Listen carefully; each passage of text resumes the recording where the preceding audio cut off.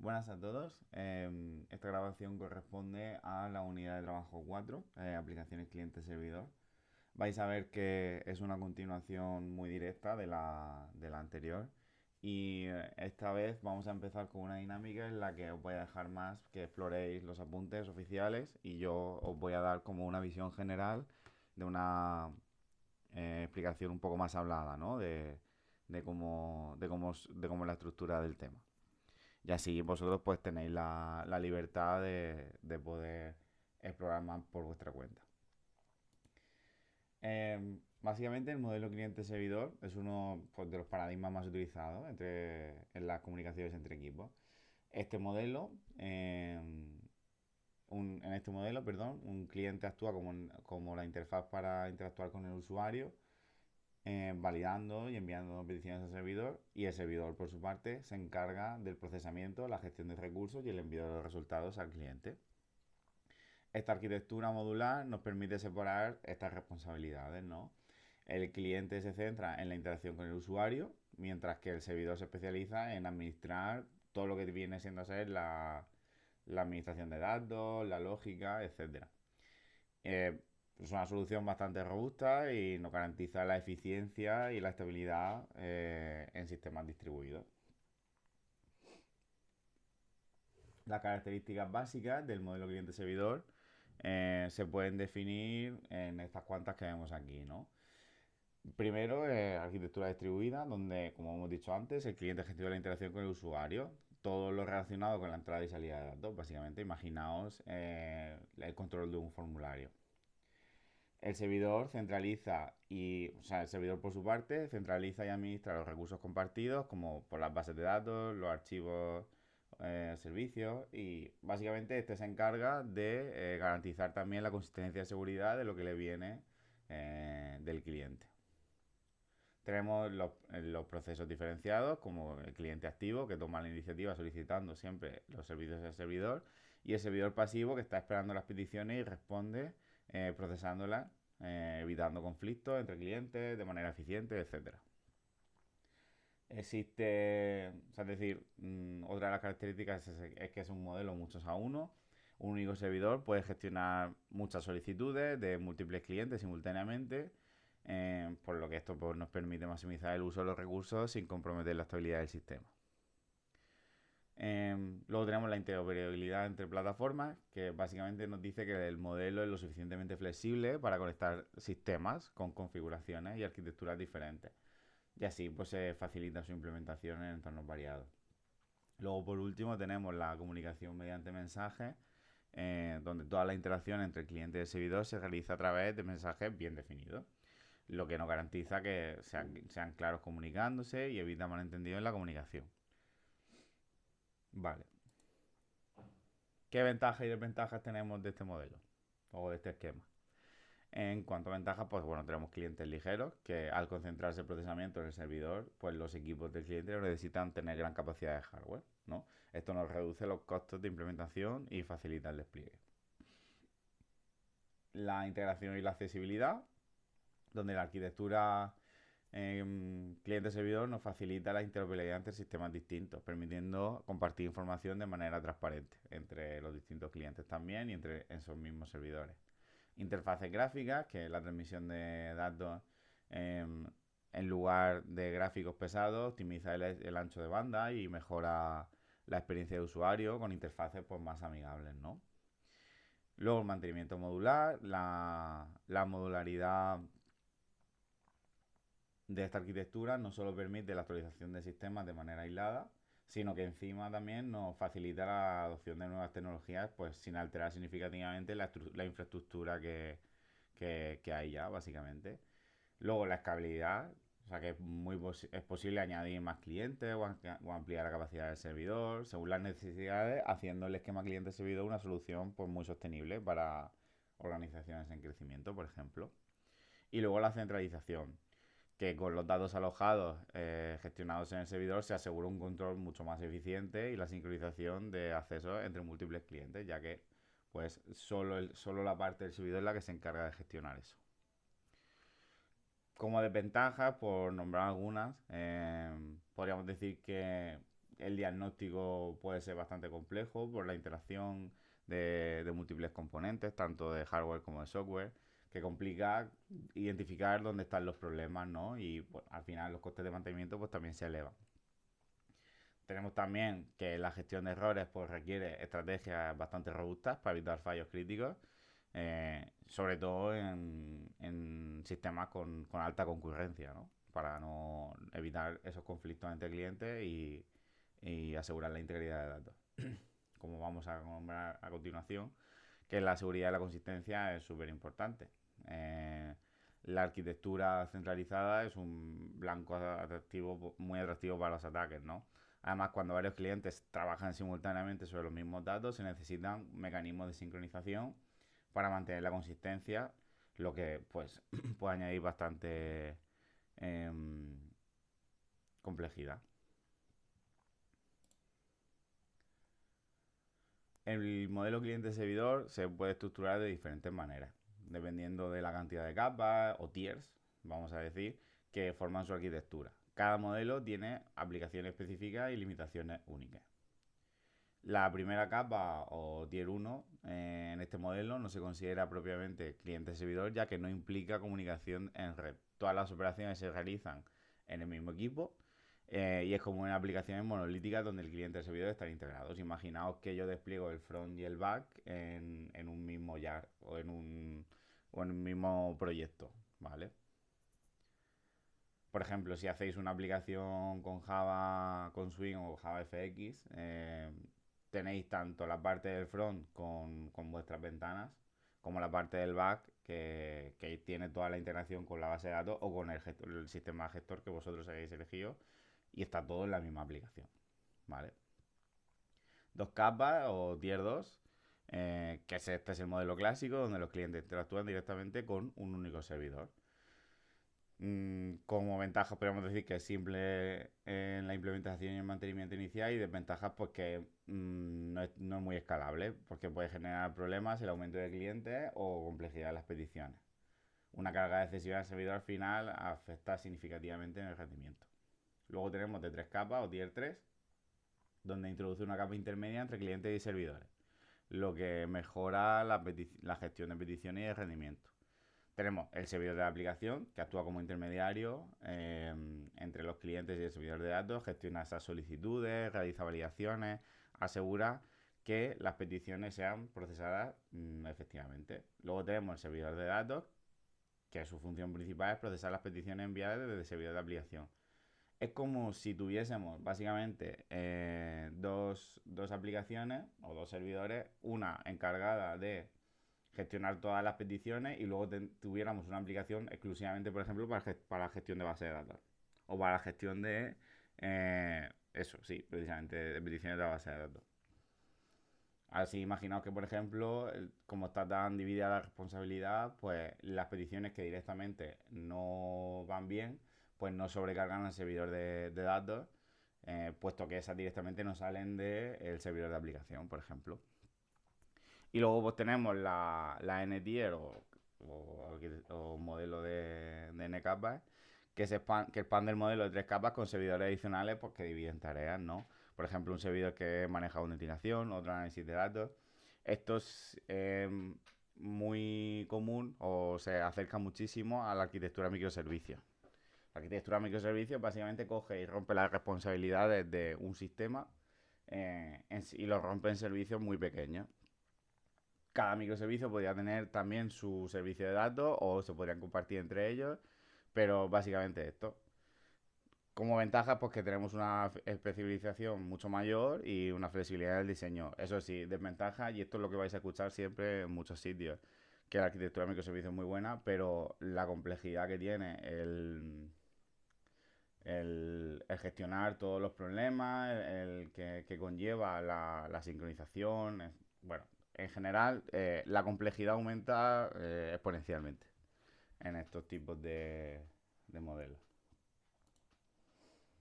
Vale, vamos a hablar ahora de la programación cliente-servidor, que básicamente se basa en el uso de sockets, o lo que nosotros vamos a ver, que permiten la conexión y transferencia de datos entre cliente y servidor. Esto ya lo habéis visto en el esto anterior, en el tema anterior, pero bueno, vamos a recordarlo así un poco por encima. Los pasos en el servidor son los siguientes. Publicar el puerto. El servidor abre un puerto en el sistema operativo para permitir que los clientes se conecten. Y este puerto actúa como punto de entrada. En Java conocéis ya Server Socket, por ejemplo. Luego espera peticiones. El servidor se queda en estado de espera hasta que un cliente se conecta. Y una vez establecido el enlace, se crea un socket específico para la conexión. Luego, en tercer lugar, tenemos el envío y la recepción de datos, pues que los datos se transfieren utilizando flujos de entrada para recibir y de salida para enviar. Así como aseguramos que la comunicación es bidireccional y el servidor procesa la petición recibida y responde al cliente. Y por último, pues cerramos la conexión, básicamente. Y así liberamos los recursos del socket que están asociados. Luego en el cliente, pues ¿qué tenemos? Pues conectarse al servidor. El cliente establece una conexión con el servidor utilizando la IP o el nombre del host y el puerto. El envío y recepción de datos. Y por último, de nuevo, cerramos la conexión. ¿Vale? Así pues aseguramos que esto sea estructurado y eficiente. Aquí tenéis un código básico de atender a unos cuantos clientes. No os va a sonar nada raro porque, como os he dicho, básicamente es muy parecido. Aquí veis cómo el servidor se encarga de atender 3 clientes de manera secuencial, porque lo tenemos en un for. En cada uno de esos for se va a quedar esperando en la línea donde hace servidor.accept. Ahí se está esperando la conexión del servidor. Y cuando el cliente se conecta, el servidor procesa la solicitud y le envía un mensaje de respuesta y cierra la conexión, básicamente. En los sistemas más avanzados, el servidor debe atender múltiples clientes simultáneamente. Esto se logra mediante el uso de threads o hilos que permiten manejar cada conexión de manera independiente. Además, para garantizar que no se pierdan los datos de red, utilizamos confirmaciones ACK. Cada vez que se envía un paquete, el receptor confirma su recepción. Si no hay respuesta, el paquete se reenvía. Esto asegura que haya una comunicación confiable. Y aunque requiere una gestión cuidadosa, eh, están muy bien para evitar duplicados o errores. Em, la optimización de sockets, como de lo que hemos estado hablando antes, nos incluye que garantizar que el servidor pueda manejar múltiples clientes a la vez, asegurando un acceso concurrente y eficiente a los recursos.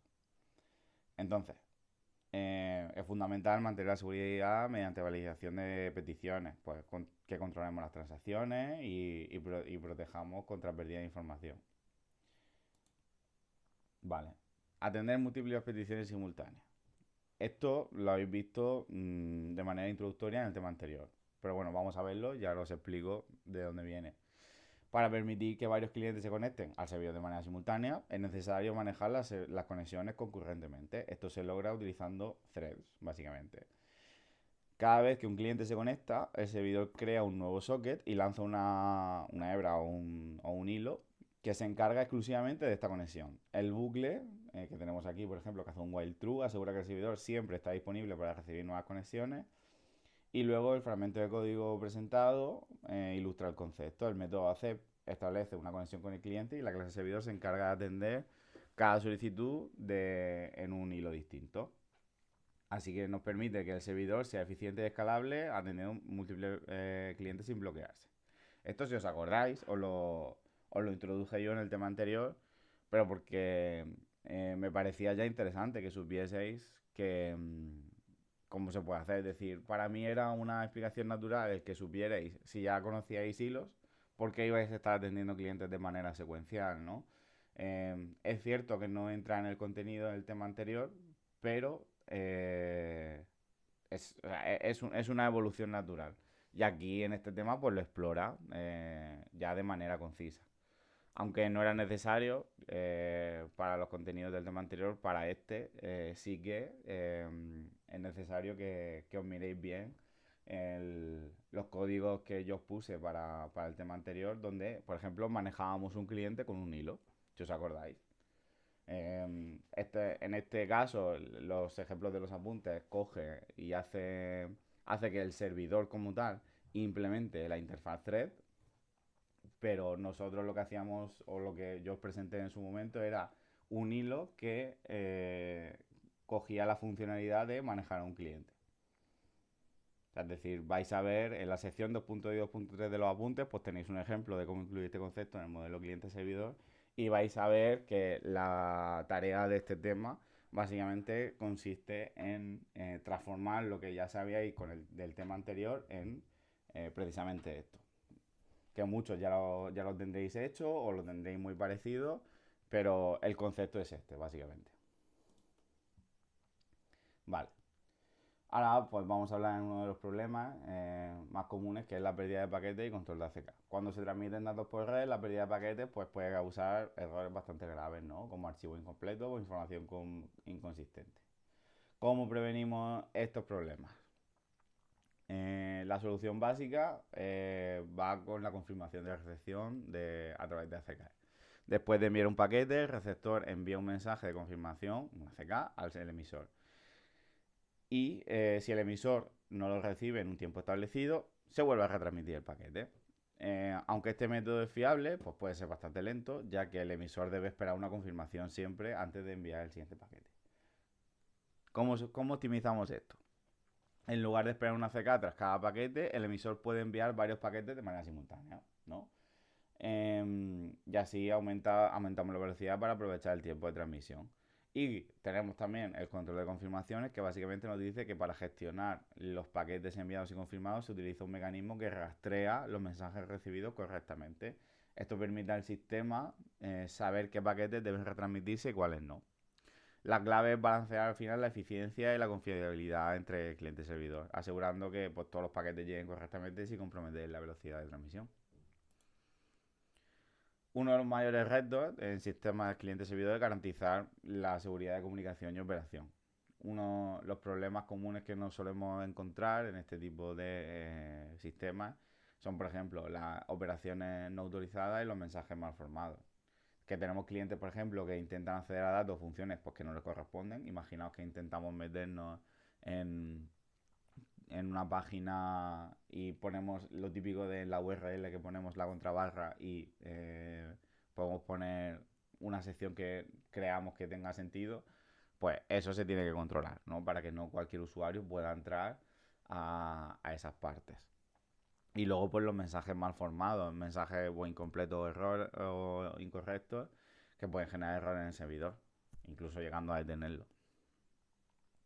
Podemos solucionar esto, una solución que proponen los apuntes es el tema de los diagramas de estado.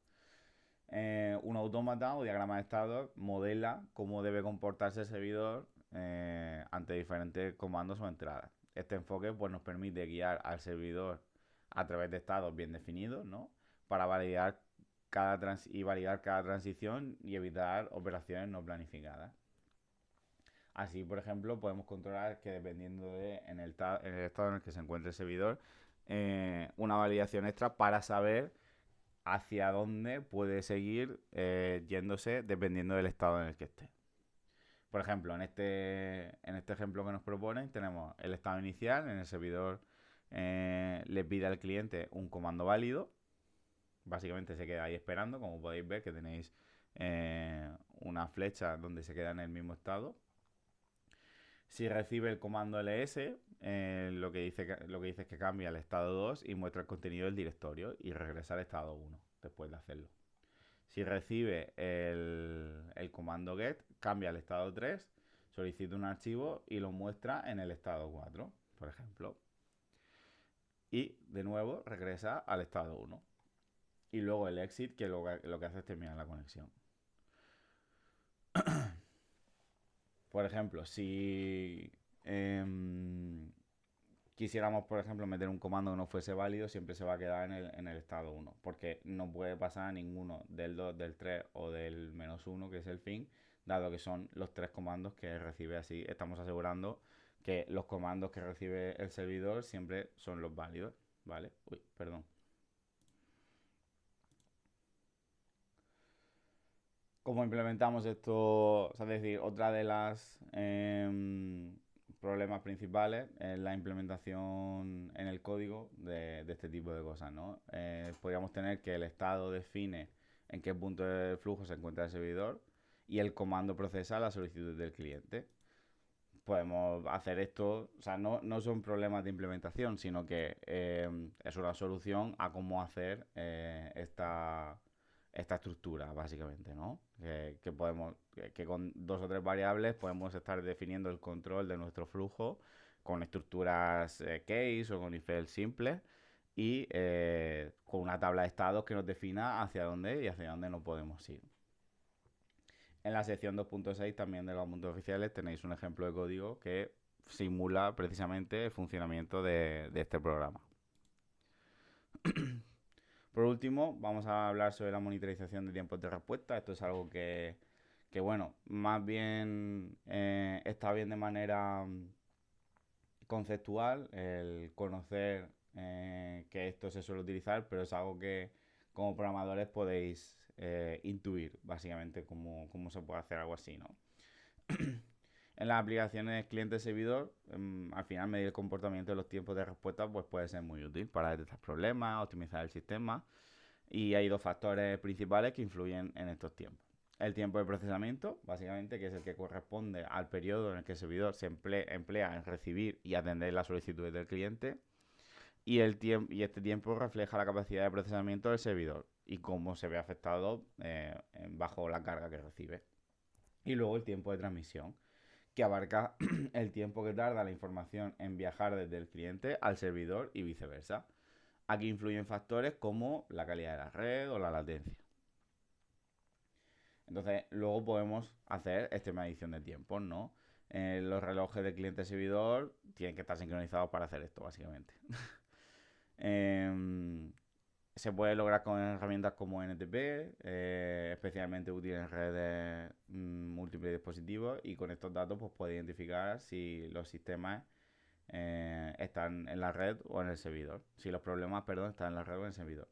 En el apartado 2.8 también de los apuntes tenéis un ejemplo en el que se calcula el tiempo de transmisión de datos entre una aplicación, cliente y servidor. Y en el tiempo de procesamiento esto es muy sencillo. O sea, es decir, imaginaos que vosotros empezáis a pintar un cuadro a las 16:00 y termináis de pintar un cuadro a las 17:00. Si vosotros restáis las 17 menos las 16, habéis tardado 1 hora, ¿verdad?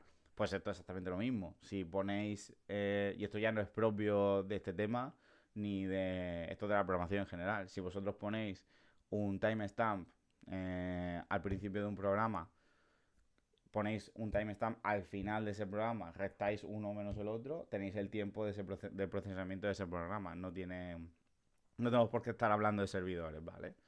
Pero básicamente aquí lo menciona porque es importante saber que si a lo mejor nuestro algoritmo no es muy eficiente y por mucho que lo está haciendo con hilos, a lo mejor la manera que tiene de procesar esos hilos pues no es la más adecuada, pues podemos darnos cuenta si monitorizamos eso.